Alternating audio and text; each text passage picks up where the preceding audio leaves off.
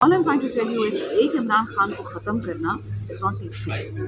निशाना पाकिस्तान, बहाना इमरान खान। इस मुल्क को ख़त्म करना है तो क्या हम उसकी इजाज़त दे सकते हैं? मैं तो चलो XMNA हूँ, KPK से हूँ, पिटे हुए सूबे से हूँ, बट ये रेगुलर मैम ये आपने पाकिस्तानी जुमला क्या बोला है, निशाना? निशाना पाकिस्तान, बहाना इमरान खान।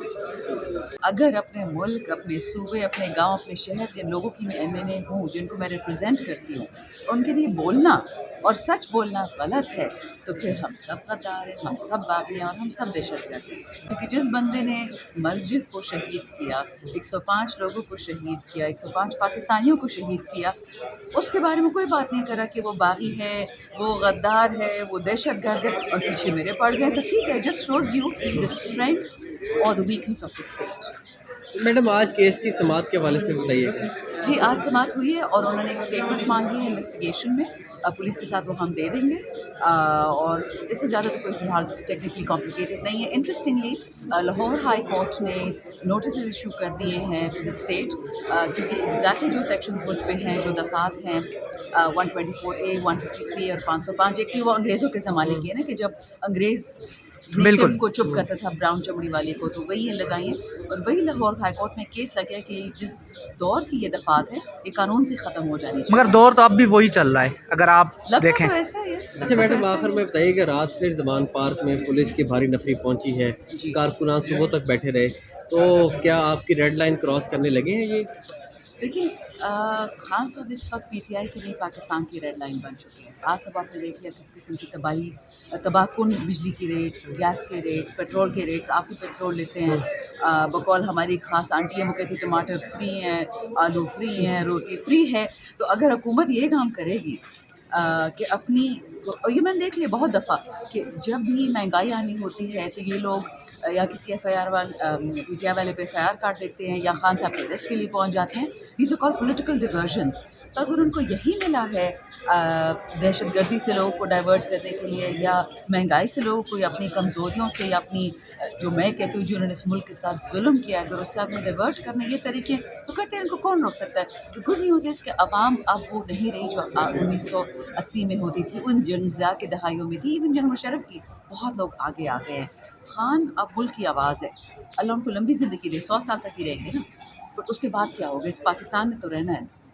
हम जो जद्दोजहद कर रहे हैं और जो तमाम पाकिस्तानी बेशक जो PTI से नहीं भी हैं, वो इस वक्त खान साहब के साथ इसलिए खड़े हैं कि वो हक की आवाज़। ये बताएं कि सियासी जो सूरत हाल इस वक्त, जो मनी बजट भी आ चुका है, तो इसके ऊपर आप क्या कहेंगे?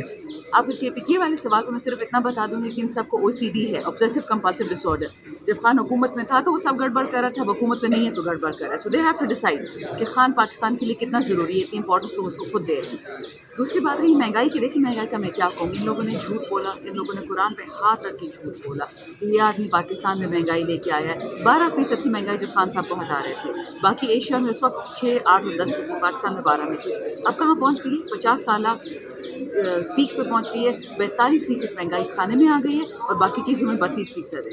तो फिर झूठ और सच की तैनात कौन करेगा? मुझे इतना बता दें। जब पार्लियामेंटेरियंस बैठे हुए हैं पार्लियामेंट में, प्राइम मिनिस्टर उसकी पूरी टीम, माशाल्लाह आपकी आइन में लिखा हुआ है कि आपने 49 से ज़्यादा मिनिस्टर्स नहीं कर सकते, फेडरल और स्टेट मिनिस्टर्स मिला के। बिल्कुल। इनके पास इस वक्त 89 मिनिस्टर्स हैं, राइट? बिल्कुल। क्या वो इनके वायलेशन नहीं है? सो मोटो कहाँ है उसके? तो लॉ में है, जो भी है प्रोसीजर वायलेट हो तो गया। आपने कॉन्स्टिट्यूशन में आपने फरमाया, कॉन्स्टिट्यूशन इलेक्शन कमीशन का काम है to hold free fair election. यही है, और 220 कहता है आर्टिकल के सारी authorities will support them in the execution of this fund. बात जो है कि इलेक्शन एक्ट एक बन गया। इलेक्शन के एक्ट के अंदर एक सेक्शन 232E है, एफ है, उसके अंदर लिखा हुआ है कि अगर आप किसी को भी ट्रांसफर करना चाहें, आपको गवर्नमेंट को बताना होगा, केयर टेकर गवर्नमेंट को, कि वो एक्सपीडियंट क्यों है, और कमीशन को ऑर्डर करना होगा। और कमीशन डिफाइंड 2018 में, उसमें कहते हैं कमीशन मतलब स्टैट्यूटरी एक वायलेशन। नो, कमीशन वायलेशन नहीं होती सर। कोर्ट का काम नहीं है कि वायलेशन करे। दोबारा से उन्हें ट्रांसफर कर दे, कोर्ट की मर्जी, प्रोसीजर कर सकते हैं, लेकिन कोर्ट का ये व्यू था, इसमें एक स्टे ऑर्डर चल रहा था सर पहले 28 नवंबर से, कि अगर आपको कोर्ट ने पिछली तारीख पे आप मौजूद नहीं थे, अपने साथियों से पूछे, कोर्ट ने उनसे ये पूछा था चीफ इलेक्शन कमिश्नर आए थे कल खुद, उनसे पूछा कि आपको इस ऑर्डर का मतलब था कि 28 को हमने कर तो दिया। ये अदालतें स्टे ऑर्डर देके बैठ क्यों जाती हैं? सरकारी मुलाजिम का स्टे है, फैसला करें। अब ये तो इसलिए- मतलब नहीं है 6-6 महीने वो स्टे पे उसी ओहदे पे बैठे रहेंगे। सॉरी, ऐसी बात नहीं है। इन्होंने गवर्नमेंट ने खुद टाइम कुछ दाखिल ही नहीं किया। खुद 14 तारीख को आप आके ऑर्डर शीट देख लीजिए, उसके अंदर इन्होंने खुद टाइम लिया। इतने अरसे तक टाइम इन्होंने खुद केस में डॉक्यूमेंट्स नहीं फाइल किए। जब उन्होंने फाइल करे, केस चला कल 16 को, उसमें वो इलेक्शन कमिश्नर साहब वगैरह को बुला लिया गया, चीफ इलेक्शन का, और वहाँ उस तरफ चला गया केस। क्या अब इलेक्शन कमीशन पूरे प्रोसीजर और लॉ के तहत दोबारा ट्रांसफर कर सकता है पुलिस अफसर को? वो नहीं कर सकता, उसकी हुकूमत रिक्वेस्ट वही अब हुकूमत देखिए कर सकती है। यहाँ इन्होंने क्या है कि एक बात जो डिसाइड और कोर्ट को करनी है, इन्होंने एक जनरल ऑर्डर निकाला जिसपे आपने देखा कोर्ट ने कहा, उन्होंने 26 तारीख को एक ऑर्डर निकाला कि एसी तक के लेवल के ऑफिसर्स को आप तबादले कर दें। या कोर्ट ने ये भी देखना है कि क्या इलेक्शन कमीशन के पास ये पावर है या नहीं, या हर ठीक है। अंडर द इलेक्शन एक्ट उनको हर केस ये में। तो आज डिसाइड कर सकते थे, वो क्यों नहीं किया इसलिए कि issue- इसको लेके क्यों बैठे में, क्यों पुलिस अफसरों को उनके ओहदों पे बरकरार रखना चाह रही है सुप्रीम कोर्ट? देखें, आप ऐसे सवाल करें जिसका मेरे पास जामी, आप उनसे पूछ लें जाके। आपके ख्याल में ये मेरा ख्याल नहीं है। आज डिसाइड नहीं हो सकता था? ये डिसाइड उन्होंने एक उसको सस्पेंड किया कि लार्जर बेंच में तबादलों का केस पेंडिंग है। हाउ कैन अ 3 मेंबर अच्छा, बेंच लार्जर बेंच का क्या पस मंजर है? वो मुझे कब- नहीं- कब मुझे से नहीं- चल रहा है वो मुझे- लार्जर मुझे बेंच नहीं में? मालूम, और आप वहाँ मालूम करके वो बताएं। पुलिस अफसर जो अपने ओहदों पे बरकरार मुझे नहीं रहेंगे मालूम और किसका इलेक्शन केस भी है। इन्हीं के अंडर होंगे।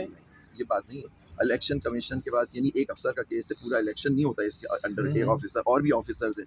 कोर्ट की शायद उनके इसमें, जिसका मुझे इल्म नहीं है, ये देख रही है कि तबादले ट्रांसफर केयर टेकर की क्या पावर्स हैं अंडर सेक्शन 230। अब उसको इंटरप्रेट करेगी सुप्रीम कोर्ट इंशाल्लाह कि ये कब तक करेगी? सर ये आप उनसे पूछे ना। इलेक्शन से पहले हो जानी चाहिए। वो तो कह रहे हैं, आज क्या कहा आपने कहा, टिक टॉक टिक टॉक, ठीक वो है। तो अभी तो मालूम ही नहीं इलेक्शन कब हो अच्छा, रहे हैं। कल भी जो सुप्रीम कोर्ट ने एक इररेलेवेंट मैटर था जो कि एक ट्रांसफर का एक पुलिस अफसर मैटर था, आपके लिए उसमें- irrelevant होगा, मेरे लिए नहीं वो है। चीफ इलेक्शन कमिश्नर आईनी अहदेदार को तलब कर लिया, क्या उन्हें बुलाना चाहिए इस तरह इलेक्शन कमिश्नर को अदालतों में? ये आप ये कोर्ट से पूछिए, उनकी सवाबदीद है, मेरे और आपकी नहीं है। आईनी कानूनी तौर पे कर सकते हैं तो ऐसे? कोर्ट है, कोर्ट किसी को बुला तो सकती आज है। तक तो नैब के चेयरमैन को बुला नहीं सके और जस्टिस रिटायर्ड जावेद इकबाल जो है साबिक सुप्रीम कोर्ट के जज हैं, और जब भी ये जजेस इलेक्शन कमीशन की सरबराही करते रहे, एक को भी नहीं बुलाया, और एक ब्यूरोक्रेट आ गया उसको सर रोज आप बुला लेंगे, वो वो सवाल, आईनी अहदेदार आप है। इतने बड़े सहाफ़ी हैं और सवाल करते हैं, आप जिनसे, आपको एक चीज़ और बताओ, आप ये सवाल उनसे पूछना चाहिए जिसकी तरफ ये डायरेक्टेड है, आप मुझसे नहीं पूछ बतौर सकते। कानूनदान आप छोड़ दें कानूनदान, क्या बुला सकते हैं बस कि जी, नहीं? बुलाना बहुत बहुत चाहिए कि शुक्रिया नहीं? आपका। नहीं, आपकी उनकी मर्जी, आप उनसे पूछें कि अच्छा, वो बताएं। पंजाब में पुलिस के तबादलों वाला मैटर जो है वो कितने अरसे से चल रहा है? कुछ मुझे इसका मेरे पस इल्म में मंजर? नहीं है, आज आपके सामने ही मुझे पता लगा कि 5 मेंबर बेंच बनी हुई है। मुझे मेरे इस बात का कोई इल्म अच्छा, नहीं क्विकली था। आखिर में ये बता दें कि ये जो ऑडियो टेप आई है इसके ऊपर आप क्या कानूनी एक्शन लेंगे? मैं अभी कंसिडर करके लीगल नोटिस दूंगा और मैं अपने पास रिजर्व रखता हूँ राइट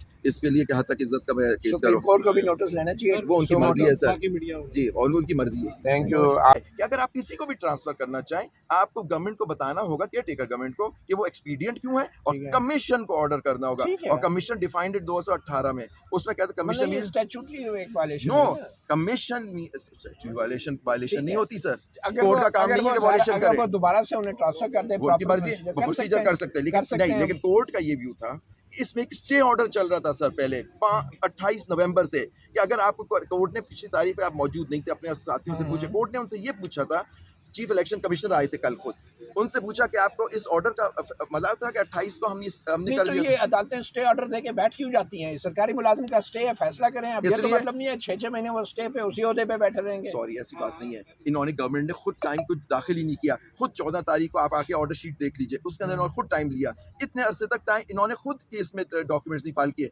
जब उन्होंने फाइल करे, केस चला कल 16 को, उसमें वो इलेक्शन कमिश्नर साहब वगैरह को बुला लिया गया, चीफ इलेक्शन का, और वहाँ उस तरफ चला गया केस। क्या अब इलेक्शन कमीशन पूरे प्रोसीजर और लॉ के तहत दोबारा ट्रांसफर कर सकता है पुलिस अफसर को? वो नहीं कर सकता, उसकी रिक्वेस्ट हुकूमत वही अब हुकूमत देखिए कर सकती है। यहाँ इन्होंने क्या है कि एक बात जो डिसाइड और कोर्ट को करनी है, इन्होंने एक जनरल ऑर्डर निकाला जिसपे आपने देखा कोर्ट ने कहा, उन्होंने 26 तारीख को एक ऑर्डर निकाला कि एसी तक के लेवल के ऑफिसर्स को आप तबादले कर दें। या कोर्ट ने ये भी देखना है कि क्या इलेक्शन कमीशन के पास ये पावर है या नहीं, या हर ठीक है। अंडर द इलेक्शन एक्ट उनको हर केस ये में। तो आज डिसाइड कर सकते थे, वो क्यों नहीं किया उन्होंने? इसलिए कि issue- इसको लेके क्यों बैठे में, क्यों पुलिस अफसरों को उनके ओहदों पे बरकरार रखना चाह रही है सुप्रीम कोर्ट? देखें, आप ऐसे सवाल करें जिसका मेरे पास जामी, आप उनसे पूछ लें जाके। आपके ख्याल में ये मेरा ख्याल नहीं है। आज डिसाइड नहीं हो सकता था? ये डिसाइड उन्होंने एक उसको सस्पेंड किया कि लार्जर बेंच में तबादलों का केस पेंडिंग है। हाउ कैन अ 3 मेंबर अच्छा, बेंच लार्जर बेंच का क्या पस मंजर है? वो मुझे कब- नहीं- कब मुझे से चल रहा है वो मुझे- लार्जर मुझे बेंच नहीं पे? मालूम, और आप वहाँ मालूम करके वो बताएं। पुलिस अफसर जो अपने ओहदों पे बरकरार मुझे नहीं रहेंगे मालूम और किसका इलेक्शन केस भी है। इन्हीं के अंडर होंगे।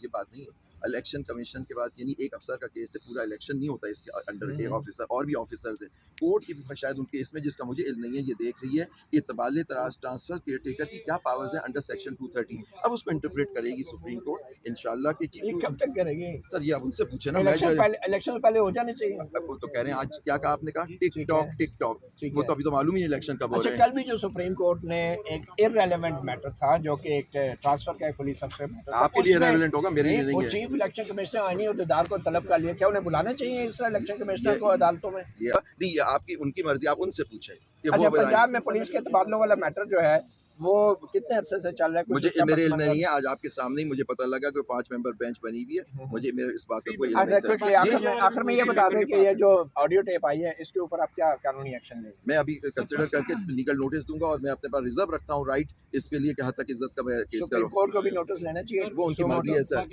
जी, और उनकी मर्जी है। Thank you.